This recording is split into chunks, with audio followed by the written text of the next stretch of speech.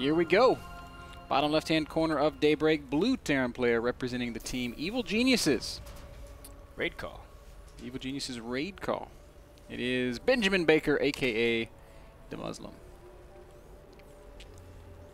And over here in the top right corner, we have from Team Fnatic raid call. It's Nightend. So these guys are not members of the same team, but they kind of are members of the same team. They're playing for esports. Playing for Team Raid Call. Yeah, that too. Maybe maybe after this game is over, they'll get on Raid Call and chat with each other. That's right. Maybe they're talking. Maybe they're talking to each other about. Talking smack over Raid Call right now. I don't know. I feel like, I don't know. Is Demuslim a big trash talker? No. I thought people from, UK generally don't talk smack in video games. I know that they didn't really in Halo. It was actually kind of a big joke, like that they were the most mannered FPS players ever. Because you know how things go when you play Call of Duty, when you play Halo, Counter-Strike. It's never like a GG, man. It's never GLHF in those scenarios. It's much more often a story about the other guy's mother. Yep, or their sisters. Or a combination. Or something they want you to do with your dog. I don't know. It gets really messy really quick.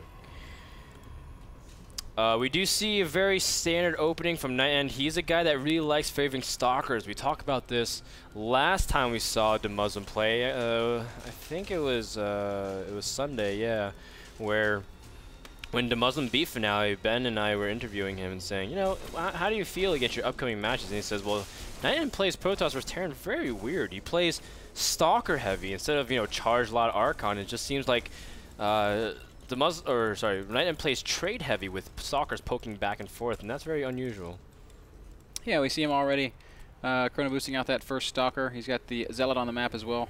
Really hates neutral supply depots, so he's going to chop it to pieces as he does go for that one gate fast expand. Demuslim we saw going one racks fast expand already, adding a couple barracks behind it. Demuslim loves to play very biocentric Terran versus Protoss, and we saw him experimenting with kind of a new sort of I mean, he's always been a timing-based player, but a new TVP timing last week against Finale. He used it to great effect. We'll probably see more of it here today. Yeah, with the one tech lab, you get a fast stim.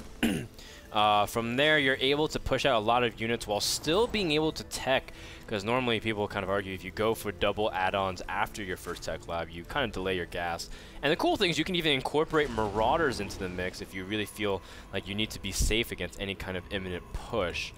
Now, Nightend, he does like his Stalkers, but he also really likes his Colossus in this in this matchup, as we saw him play up against QXC and able to dismantle him easily. Nightend, well, he did take out his neutral depot, just like you said, Ben. Imagine if you can kill the depot, and then you can just take the block of neutral depot and just put it somewhere else. You've been playing too much Minecraft, bro. Playing way too much Minecraft. I've only played as much as you have, Ben. That's not true. And maybe a little bit. That's not true at all. Just a little bit more than, maybe like 20 minutes more than you did.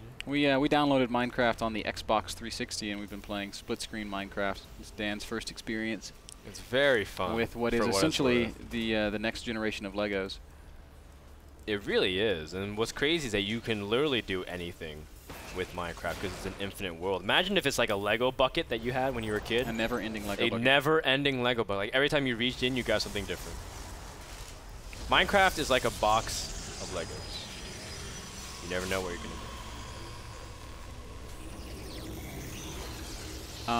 Yeah. That was.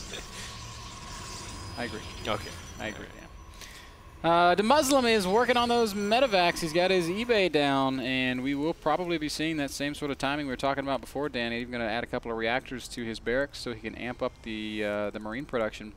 He's making Marauders with the tech lab and starting +1. So we will definitely be seeing a timing with combat shields +1 and stim. Yep, the initial medevacs. Oh, sorry, Ben. I didn't mean to interrupt you. What? You were going to make a great point about... No.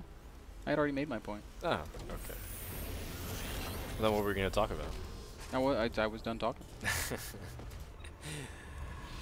The big point on Daybreak is how can you defend your main while expanding to a third base conventionally for Protoss? And if you stay on 2 bases, Terran often tries to squeeze in a third command center over your opponent.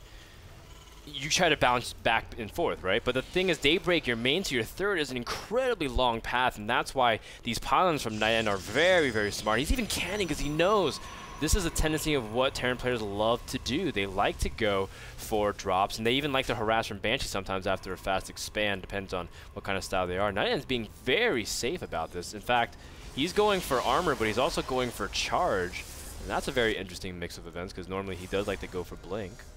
Demuslim is moving out. Nightend well aware of it. He's got Xel'Naga tower control. He has observers over pretty much everything.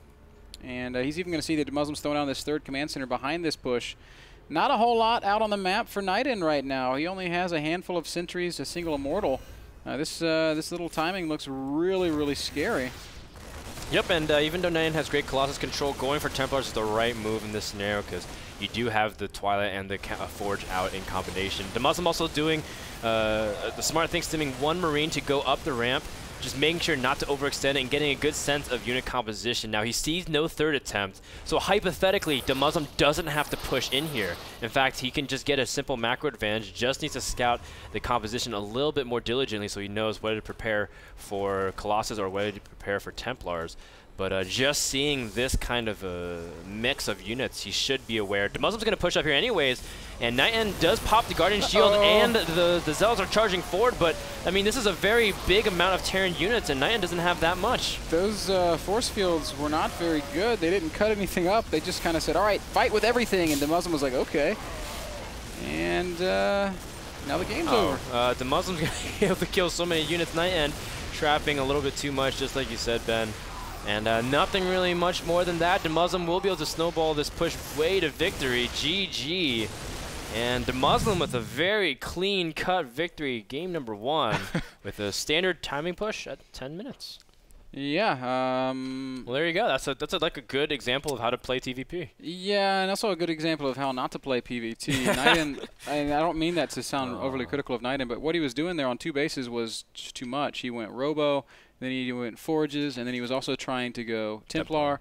All on 2 bases, so he was getting everything at once. I think the trickiest part is she's trying to incorporate Immortals into the mix too, and like it is a little bit too much, Ben. I agree. Spreading himself out a little too thin, and ultimately he was unable to mount that very important defense.